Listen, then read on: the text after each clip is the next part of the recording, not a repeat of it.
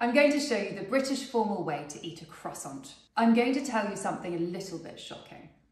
The croissant was not invented in France. It was in fact, according to many food historians, invented in Austria and called a kipfel. Some historians believe that Queen Mary Antoinette in the Versailles courts introduced the kipfel to them as she was from Austria. But many food historians dispute this and say it wasn't until the 19th century that the croissant started to appear, namely in text, in literature, and thus the croissant became a popular food choice in Paris and then spread across the rest of France. A croissant is a butter and flour-based crescent-shaped type of bread. In 1870, the croissant had travelled across the sea, and one can find a reference to the croissant in Charles Dickens' novels. However, it was not until the 20th century that it was noted that the butter croissant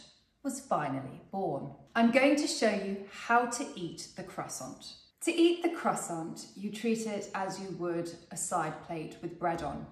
You never cut the croissant with a knife, you use your fingers, and then you can use the knife or indeed a spoon, if there's a spoon with the jam, to apply it onto the croissant. To eat, we simply pick up the croissant with our fingers. Now I tear a small piece of croissant off, and now apply my chosen addition, butter, jam, and so forth. I'm going to apply a little bit of butter. And now I'm going to apply some jam. If you're working from a shared jam pot, similar to scones, you would place the jam onto your plate and then use your knife, gather some of the jam to add to your croissant. And then with a small bite-sized, neat portion of croissant, I'm going to place it into my mouth to eat.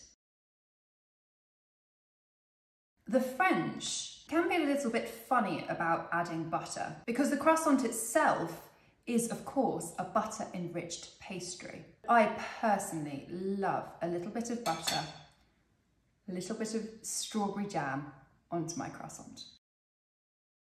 You can, of course, add many things to a croissant. You can have a savoury croissant with, for example, ham, or of course, you can have a sweet croissant with chocolate.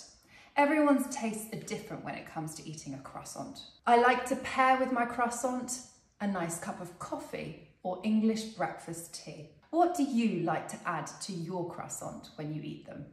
I'd love to know.